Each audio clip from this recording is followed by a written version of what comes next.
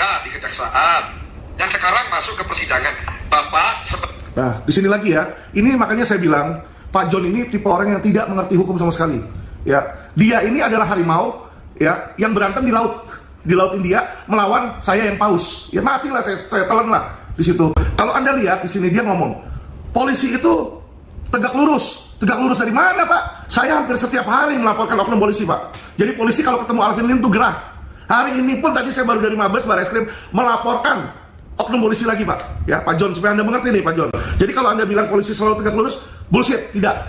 Kenyataannya tidak begitu. Jadi Anda ini street smart, tapi Anda ini selalu berkata-kata manis. Anda berkata-kata manis, yang mana Anda tahu sebenarnya dunia ini pahit. Tapi Anda berkata manis supaya Anda apa? Mendapatkan hati dari Polda Metro. Saya tahu kok kedekatan Anda dengan Dirkrimsus Ade Syafri, ya toh. Gampang itu, Pak. Saya ngadep Kapolri, ngadep Kabar Eskrim bisa, ya toh. Mau pelantarin kalau kamu punya backingan saya bisa gitu, Pak ya. Jadi kalau Anda belum waktu itu masuk ke dunia hukum 2019 kan Anda masih mainan burung, Pak, ya kan? Ya, saya udah nggak mainan burung, Pak. Saya mainan hukum, Pak. Ya, saya sudah pidanakan direktur utama perusahaan asuransi Allianz, Pak. Yang omsetnya dia ratusan triliun saya bisa penjarain, Pak. Ya, jadi kalau Anda berbicara hukum dengan saya, Anda itu bagaikan harimau berantem sama saya paus di lautan Samudra India, Pak. Mati kamu. Berenang aja susah, ya toh? Sorry ya. Kalau saya jahat, Pak. Kalau saya jahat dan saya nggak simpati sama Bapak, saya bisa laporin Bapak ke polisi loh. Ini Bapak pelecehan loh, suku agama ras antar golongan loh, Pak. Anda dibenci loh, Pak, sama Ikatan Notaris loh, Pak, Jakarta Utara, Pak. Saya tahu, Pak. Di situ. Saya ikut campur? Tidak, Pak. Kenapa? Menurut saya Anda brilian, Pak, secara street smart bagus. Tetapi Pak, Anda berkomentar tentang hukum yang Anda tidak mengerti dan Anda nggak pernah belajar. Jadi asal Bapak tahu saja, belum tentu orang jadi tersangka itu pasti ditahan atau pasti bersalah. Ya, jadi kalau Anda bilang seperti ini, sorry loh Pak, ini kalau saya jahat, saya masukin Bapak ke kepolisian, ke Mabes, yuk punya backingan di Polda Metro nggak bakal bisa membantu, Pak. Saya akan gebuk terus dengan media, Pak. Anda bisa masuk, Pak. Jauh, Pak. Nggak mungkin ditahan, Pak. Saya aja 200 LP, Pak. Dan yang lapor bukan golongan John LBF, Pak. Kejaksaan Agung, Pak, yang dimana lebih kuat dari Bapak, bintang 2, bintang 3 laporin saya, Pak, ya, dan saya masih bisa bertahan, Pak, di situ. Kenapa? Karena saya juga punya backingan orang-orang tinggi juga, Pak, ya. Makanya itu saya bilang, saya juga street smart, saya juga book smart. Jadi Bapak melawan saya, sorry Pak, masih belum level. Ya, saya akan membalas dan menjawab langsung dari video John LBF. Mari kita dengarkan ya teman-teman. Alvin Lim, kamu itu kan baru keluar dari penjara ya Pak, kalau nggak salah ya Pak. Ya mungkin kamu nggak tahu Pak, waktu Arif Edison itu menyebarkan data pribadi milik Pak Sabar Tobing dan Henry Kurniadi atau John LBF itu kan di YouTube channel pribadi dia Pak, dan di Instagram pribadinya Arif Edison, dan dia tidak sedang dalam membela klien. Artinya dia bertindak secara individu, tidak mewakili profesi dia sebagai pengacara. Jadi Bapak jangan bikin narasi-narasi video-video seolah-olah ada pengacara yang lagi dikriminalisasi. Oke, jadi kita tanggapi satu kalimat per satu kalimat teman-teman ya, biar nggak menjadi fitnah dan kita mau mencerdaskan orang-orang seperti John LBF. Ya, gini teman-teman ya, pembukaan dulu. Saya melihat John LBF ini supaya teman-teman tahu ya, tidak ada dendam, tidak ada perasaan kesal, tidak ada perasaan dengki, tidak ada perasaan tidak suka sama sekali. Bahkan kalau boleh dibilang ya, menurut saya dia pintar. Tapi teman-teman, pintar itu ada dua hal. Ada pintar book smart, ya, pintar secara akademis di sekolah, dan pintar secara street smart. Nah, John LBF ini adalah tipe yang kedua, teman-teman, yaitu street smart. Saya berani taruhan, ini bukan orang yang berpendidikan tinggi. Maksudnya ya, bukan melecehkan ya, S1, S2. Kalau kayak saya kan teman-teman, saya spill, saya ini S1 di UC Berkeley, ya, Ivy School, Ivy League 4,0 ketika saya masuk situ. Secara akademis saya pintar. Kenapa saya bilang pintar? Karena saya sudah S1, S2 dan mendapat nilai yang bagus di sekolah. Itulah yang namanya book smart, teman-teman ya. Saya yakin dia bukan orang yang book smart, bukan melecehkan teman-teman ya. Ini dugaan saya dan perakiran saya melihat dari cara dia ngomong. Bukan orang yang berpendidikan, tetapi beliau ini hebat menurut saya. Kenapa? Dia ini tipe yang street smart. Ini orang jalanan, ya, belajar dari jalanan, bisa sukses dari jalanan. Inilah dia, ya. Tetapi dia saat ini sedang mengomentari sesuatu yang di luar liganya dia, yaitu secara hukum, teman-teman. Yang dimana secara hukum S1, S2 saya di bidang hukum. Jadi tentu saja beliau nggak bakal menang. Dia bilang, pertama ya kita bilang, Alvin Lim jangan mengomentari. Karena apa? Dibilang John LBF ini, mungkin Alvin nggak tahu dia masuk ketika itu si John LBF ini dikomentari tentang STNK, tentang data-data pribadinya ini ketika katanya si Arif Edison ini sedang tidak menjalankan tugas, teman-teman. Dia bilang ya, satu, sedang tidak menjalankan tugas. Kedua, dia bilang menggunakan ya Instagram, YouTube miliknya sendiri di situ ya. Nah, inilah orang-orang yang tidak mengerti hukum, teman-teman ya. Saya mau jelaskan teman-teman secara akademis ya, supaya teman-teman tahu nih, kita mau mencerdaskan ya. Dan juga ini untuk Bung John, saya kasih input buat Bung John karena saya respect sama Anda. Kenapa? Anda tuh orang pintar, tapi Anda itu kekurangannya cuma Anda tidak tahu akademis, dan yang dimana kalau Anda belajar akademis Anda pintar, mungkin bakal banyak orang kalah cerdas dengan Anda. Jadi gini ya, mentransmisikan itu nggak peduli mau transmisiin pakai punya siapa, karena dia kan bilang kan, si Arif Edison mentransmisikan di IG pribadinya dia. Saya mau tanya, contoh lawyer ya, lawyer terkenal, paling terkenal, yang lebih hebat dari saya, kita anggap aja Hotman Paris, terkenal toh? Saya mau tanya, Hotman Paris kalau masukin di IG-nya dia atau IG-nya orang lain? Atau IG orang peliharaannya? Atau IG wanita peliharaannya dia? Atau IG wanita aslinya dia 200? Pertanyaan saya, bisa dijawab? Tentu saja Hotman Paris masukin konten-konten dia di mana? Di IG pribadi dia. Jadi hal yang sama Arif Edison juga masukin konten dia. Supaya apa? Inilah branding ya. Seperti John LBF, kamu punya branding, high five toh. Alvin Lim punya branding di Quotient TV, ya toh. Arif Edison punya branding sendiri. Ya tentu saja di channel milik dia, Pak. Kalau dimasukin ke channel milik orang lain, ya itu bukan properti dia dong. Kapan aja bisa dihapus dong sama orang lain, ya. Jadi Pak, itulah makanya mentransmisikan nggak perlu ditransmisikan di punya orang lain atau harus dipradi ya. Anda ini nggak ngerti hukum. Jadi kalau ditransmisikan pakai punya sendiri, pakai punya orang lain pun hukumnya sama ya. Bersalah atau nggak bersalah sama. Tetapi ini tidak menjadi tolak ukur salahnya seseorang atau tidak ya. Kedua Pak, Anda bilang di sini bahwa dia tidak sedang menjalankan tugas. Nah, pertanyaan saya adalah itu dari tolak ukur pikiran siapa? Kalau menurut John LBF seperti itu, oke, sah-sah aja. Anda nggak ngerti, Anda bukan lawyer, Anda tidak pernah jadi lawyer. Saya lawyer, saya menjalankan profesi lawyer, dan saya setiap kali selalu memviralkan kasus yang saya tanganin. Benar toh? Sekarang dibilang, Anda kalau misalnya pengacara gitu kan, nggak boleh kita memviralkan kasus, nggak bisa. Kita ini pembelaan itu, Anda bisa baca putusan MK ya. Sekarang ini sudah diperluas. Jadi pembelaan seorang advokat, pendampingan seorang advokat bisa di dalam maupun di luar persidangan ya. Makanya undang-undang tentang advokat itu pasal 16 direvisi Pak oleh MK. Ditambahin pasal di situ klausa di dalam dan di luar persidangan. Coba Bapak tanya teman Bapak kan punya teman lawyer tuh, Mahdi tuh, dan Anda kenal Otto kan? Coba kenal Otto. Otto kan kemarin juga beberapa hari lalu bertelepon sama saya di situ kan. Coba Anda tanya dia sama Otto, Pak Otto, tugas pengacara itu hanya di dalam persidangan atau di dalam dan di luar persidangan? Ya, jadi itulah hal kedua yang Pak John LBF Anda perlu pahami Pak. Ya, kalau menurut saya Arif Edison itu ketika menyerang Anda, itu dia sedang menjalankan tugas. Kenapa? Saya kasih tahu Bapak ya. Kita ini lawyer tidak ada dendam pribadi pada manusia manapun. Tiba-tiba saya dapat kuasa sama Arif. Arif bilang, kok tolong bantu saya, ya kan? Kenapa? Ini saya dikriminalisasi gini. Oke. Dia punya pendapat sendiri, saya punya pendapat sendiri, Anda punya pendapat sendiri, toh? Saya telah dia punya, oh iya. Menurut saya dia tidak bersalah. Menurut saya, ya kan? Belum tentu hakim sependapat, tapi menurut saya dia tidak bersalah. Menurut Anda dia bersalah, toh? Nggak masalah. Itulah gunanya pengadilan untuk membuktikan, Pak John. Ya, jadi kalau Anda bilang dia bersalah, dia begini, Anda salah. Karena kenapa? Itu namanya Anda melanggar asas yang namanya prejudice, asas apa namanya? Ya, assumption of innocence gitu, presumption of innocence. Seseorang itu tidak bisa dikatakan bersalah sampai hakim memutuskan dia bersalah. Ya, presumption of innocence itu penting, Pak. Ya, jadi Anda jangan menjudge orang apalagi mendahului putusan pengadilan, jangan. Karena bisa aja di PN dia diputus tidak bersalah, atau di kasasi nanti dia diputus tidak bersalah, atau di PK dia diputus tidak bersalah. Makanya Anda nantinya yang kena pencemaran nama baik, Pak John. Ya, saya cuma kasih tahu Anda nih.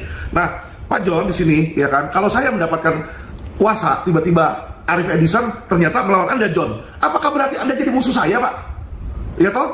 Saya boleh dong mendampingi Arif Edison, terus saya bilang, menurut saya dia nggak bersalah, menurut saya dia dikriminalisasi. Itu kan menurut saya. Masa saya sebagai pengacara nggak boleh bilang dan nggak boleh memberikan keterangan pers? Kalau Anda tanya sama Otto, menurut Otto salah nggak Jessica? Pasti dia akan bilang Jessica nggak bersalah, Pak. Ya, apakah dengan itu dia tidak mencerdaskan masyarakat? Apakah dengan itu dia jadi membodohi masyarakat? Tidak, Pak. Itulah keyakinan dari pengacara. Pengacara boleh dong punya keyakinan tentang kliennya dia. Masa saya harus tidak yakin sama klien saya? Kalau saya nggak yakin sama Arif Edison, saya tidak akan mengambil kasus Arif Edison, Pak. Itu Anda camkan. Ya. Kalau menurut saya nih, sorry ya, Arif Edison itu bersalah, saya nggak akan ambil kasus dia. Dia mau bayar saya berapapun, saya nggak akan ambil. Karena saya nggak mau tanganin kasus yang menurut saya nggak bisa menang. Kalau saya aja menurut saya nggak bisa menang, ngapain gua berantemin toh? Rugi, nanti reputasi saya jadi jelek. Ngerti ya, Pak? Kita lanjut, Pak, kalimat berikutnya. Kepolisian Republik Indonesia itu bekerja sangat profesional dan presisi, Pak. Kalau ditemukan unsur pidananya, ya dia akan tegak lurus polisi ini, Pak. Kan buktinya dia ditahan di Polda, Arif Edison ini. Terus waktu P21 ditahan juga di Kejaksaan. Dan sekarang masuk ke persidangan. Bapak Nah, di sini lagi ya. Ini makanya saya bilang, Pak John ini tipe orang yang tidak mengerti hukum sama sekali. Ya, dia ini adalah harimau ya yang berantem di laut India melawan saya yang paus. Ya matilah saya telan lah di situ. Kalau Anda lihat di sini dia ngomong, polisi itu tegak lurus dari mana, Pak? Bapak ini makanya harus sering nonton video YouTube saya, Pak. Saya berikan contoh nyata ya kan pelanggaran yang dilakukan oleh oknum polisi, Pak. Ya, saya hampir setiap hari melaporkan oknum polisi, Pak. Jadi polisi kalau ketemu Alvin Lim itu gerah. Hari ini pun tadi saya baru dari Mabes Barreskrim melaporkan oknum polisi lagi, Pak. Ya, Pak John, supaya Anda mengerti nih, Pak John. Jadi kalau Anda bilang polisi selalu tegak lurus, bullshit, tidak. Kenyataannya tidak begitu. Dan bukan hanya saya yang bilang. Kalau Bapak lihat perkataan Menko Polhukam, Mahfud MD, Mahfud bilang, ada mafia hukum, yang dimana mafia hukum itu salah satunya adalah polisi. Ya Pak, jadi Anda ini street smart, tapi Anda ini selalu berkata-kata manis. Anda berkata-kata manis, yang mana Anda tahu sebenarnya dunia ini pahit, tapi Anda berkata manis supaya Anda apa? Mendapatkan hati dari Polda Metro. Saya tahu kok kedekatan Anda dengan Dirkrimsus, Ade Syafri, ya toh, gampang itu Pak. Saya ngadep Kapolri, ngadep Kabar Eskrim bisa, ya toh, mau pelantarin kamu punya backingan saya bisa, gitu loh. Tetapi Pak, saya ini melihat Arif Edison, saya kasih nama beliau, dan saya cuma membantu dia lepas dari jeratan hukum dia, karena dia sesama advokat. Saya tidak mau ada orang, saya tidak mau ada oknum yang mencelakai advokat. Jadi kalaupun dia punya ketua Pradi Oto Hasibuan tidak membantu, Alvin Lim akan bantu advokat-advokat tersebut, karena mereka adalah saudara saya, satu rekan, satu profesi, Pak. Oke, jadi ini Bapak camkan. Terus Anda bilang sudah ditahan di kepolisian, sudah ditahan di di kejaksaan, Pak. Itu bukan hal yang susah, Pak. Kalau saya punya duit, Pak, waktu itu saya punya orang melakukan kesalahan, kejahatan yang menurut saya kejahatan, saya bayar, polisi langsung ditangkap, Pak, tanpa surat, Pak, bisa, Pak. Itu sudah rahasia umum, Pak. Anda tinggal sogok, Anda tinggal suap, hal itu bisa terjadi, ya. Saya nggak tahu Anda jawab atau tidak, bukan itu yang saya nyatakan. Yang saya nyatakan adalah dunia sekarang ini, terutama aparat penegak hukum itu banyak oknum, Pak. Ya, jadi siapapun, bukan cuma Anda, bisa menyuap, menyogok dan membelokkan undang-undang, Pak. Ya. Saya banyak contohnya, Pak, dan banyak yang sudah saya laporkan dengan rekaman-rekaman suara dan sudah diproses, Pak, sama Jamwas. Kalau untuk kejaksaan, untuk kepolisian sudah diproses sama Propam, Pak. Sudah banyak, Pak. Yang saya lengserkan itu sudah banyak, Pak. Ada yang satu grup, Pak, dari waktu itu di Krimsus Polda Metro Jaya, Pak. Itu dari Kasat dicopot, Kanit dicopot, ya Pak, penyidik, Panit, semua Pak, satu deret Pak, sampai direkturnya Pak dicopot, Pak. Ketika saya laporkan terjadi kasus 500, Pak, ya. Jadi kalau Anda belum waktu itu masuk ke dunia hukum 2019 kan Anda masih mainan burung, Pak, ya kan? Ya, saya udah nggak mainan burung, Pak, saya mainan hukum, Pak. Ya, saya sudah pidanakan direktur utama perusahaan asuransi Allianz, Pak, yang omsetnya dia ratusan triliun, saya bisa penjarain, Pak. Ya, jadi kalau Anda berbicara hukum dengan saya, Anda itu bagaikan harimau berantem sama saya paus di lautan Samudra India, Pak. Mati kamu, berenang aja susah, ya toh? Nah, ini Pak, agar Anda tahu nih ya. Kita lanjut, Pak. Sebagai pengacaranya Arif Edison membela Arif Edison, silakan. Tapi kerjanya Bapak itu di ruang sidang, bukan membuat video-video seolah-olah membangun narasi-narasi ada kriminalisasi. Tidak ada, Pak. Nah ya, ini lagi ya Pak, saya bilang, Anda bilang kerja pengacara itu hanya di ruang sidang, Pak, bukan di luar. Ini Pak, kalau saya jahat, Pak, kalau saya jahat dan saya nggak simpati sama Bapak, saya bisa laporin Bapak ke polisi loh. Ini Bapak pelecehan loh, suku agama ras antar golongan loh, Pak. Ya, ujaran kebencian loh. Kenapa, Pak? Saya ini pengacara, Anda bilang jangan beracara di luar persidangan, Pak. Padahal hukumnya, baik undang-undang advokat, undang-undang kuasa kehakiman, Pak, maupun Pak, ya, undang-undang keputusan MK, ya, Mahkamah Konstitusi, itu menyatakan tugas advokat itu bukan hanya di dalam persidangan, tetapi juga di luar persidangan, Pak. Itu asal Anda tahu. Dan saya kasih tahu Anda, kenapa Oto Hasibuan kalah dalam menangani kasus Jessica? Karena dia kalah dalam menggalang opini masyarakat, Pak. Sekarang opini masyarakat simpati terhadap Jessica, Pak. Tetapi saya mengikuti Jessica tuh dari pertama kali dia kena, tahan tuh saya udah ngikutin, ya kan? Dan di situ emosi simpati masyarakat sebagian besar itu mengecam Jessica, Pak. Jadi advokat saat itu, yaitu siapa, Oto Hasibuan, lawyernya Jessica, itu sudah kalah dalam meng-create opini publik. Anda tuh harus mengerti ya, sekarang ini Pak, dunia advokat itu beda sama dunia sebelumnya. Anda pun sama toh, Anda bikin high five dengan mau cas 4 juta, 5 juta, kenapa? Anda punya sistem sendiri, yang dimana notaris pada cas 15 juta, 20 juta, disitulah Anda bisa unggul. Hal yang sama Pak dengan advokat-advokat sekarang seperti LQ Pak. Kenapa LQ bisa unggul? Semua kasus yang LQ tanganin viral Pak. Di atensi masyarakat, di atensi pejabat Pak. Nah inilah makanya kenapa saya membuat video-video agar masyarakat mengerti apa yang dialami oleh Arief Edison dan bagaimana opini saya. Boleh dong saya beropini sebagai kuasa hukum. Masa sebagai kuasa hukum saya harus diam aja cuma di sidang doang gitu loh. Jadi Bapak dia harus mengerti Pak ya. Anda bukan lawyer, Anda tidak pernah jadi lawyer, makanya Anda ngomong seperti ini, ya kan? Bisa aja saya cuma ngomong hal yang sama dong Pak. Kenapa Bapak bikin high five di situ?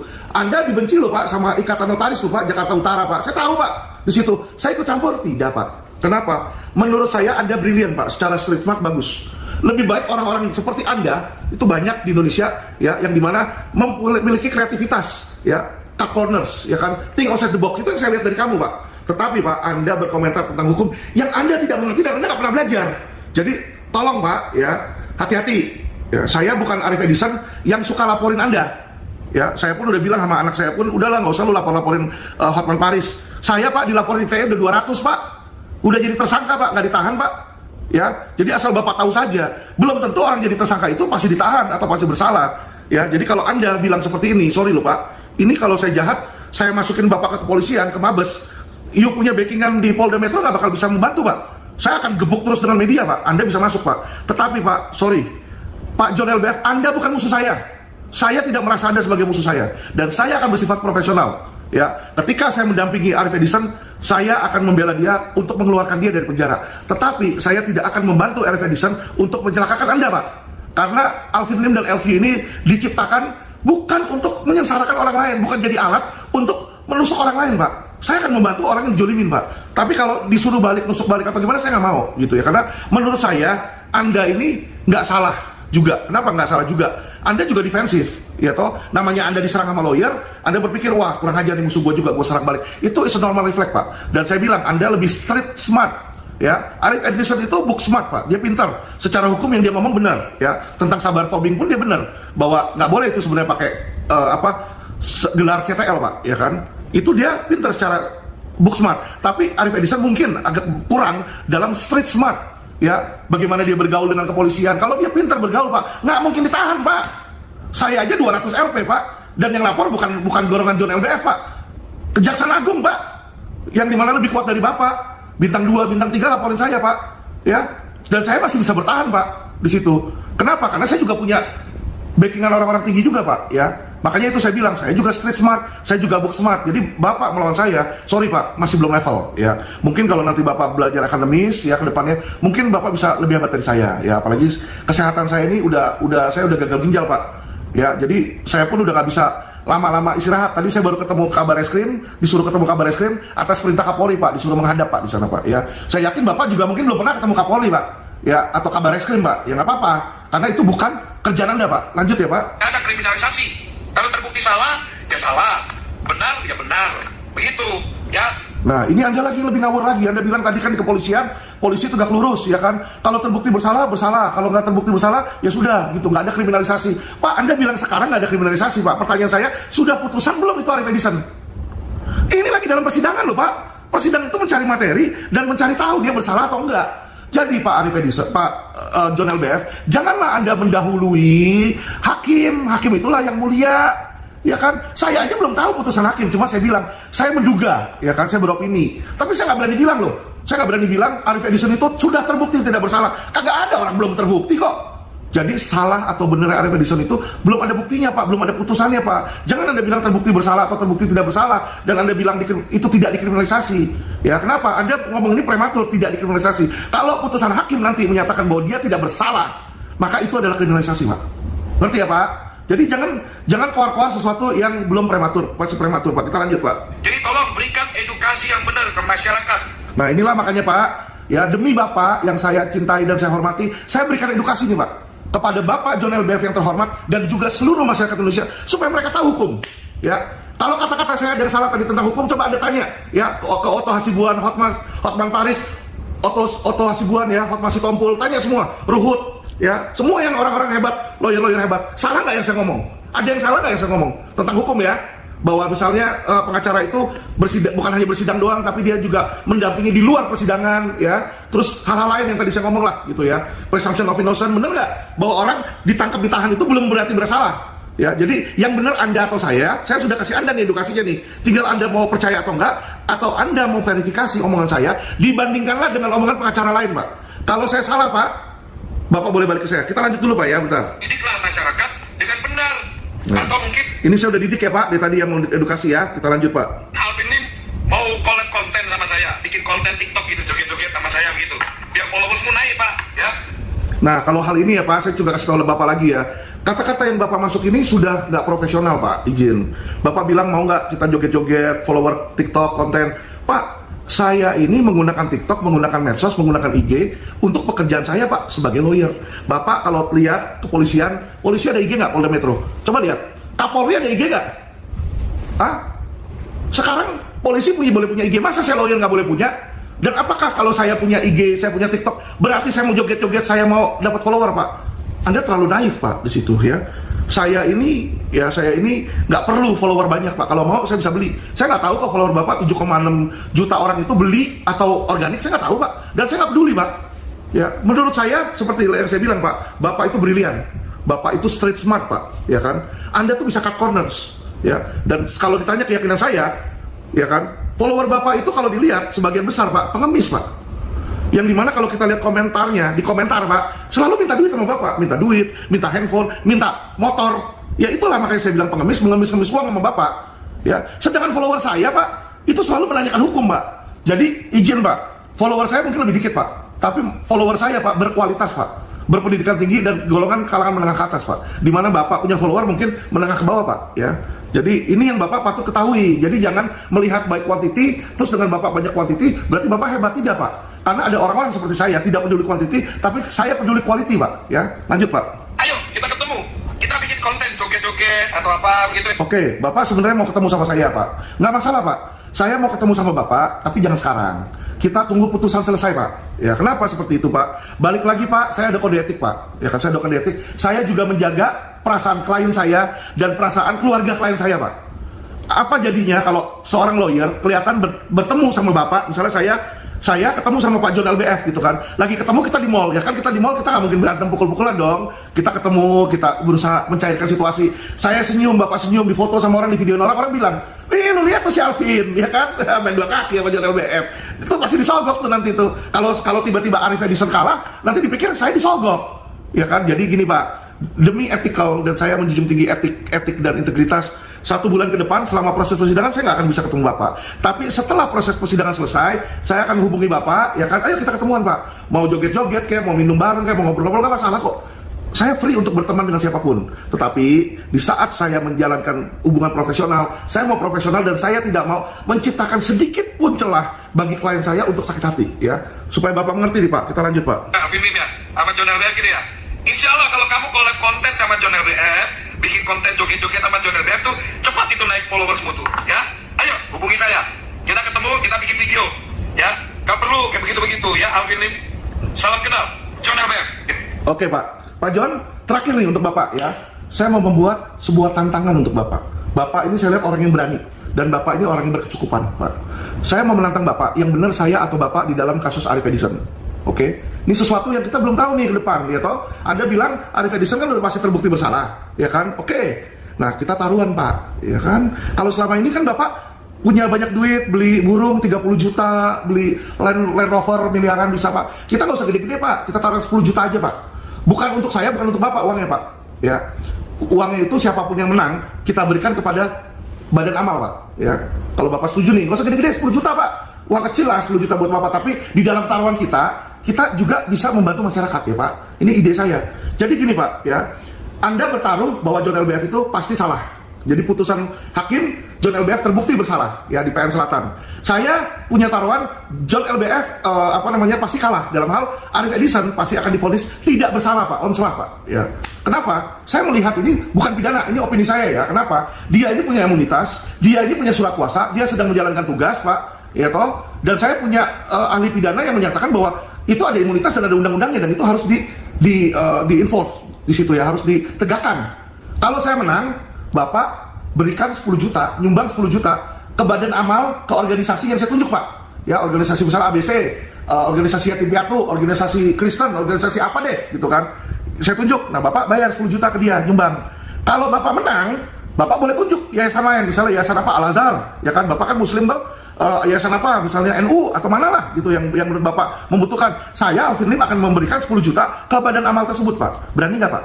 Ya.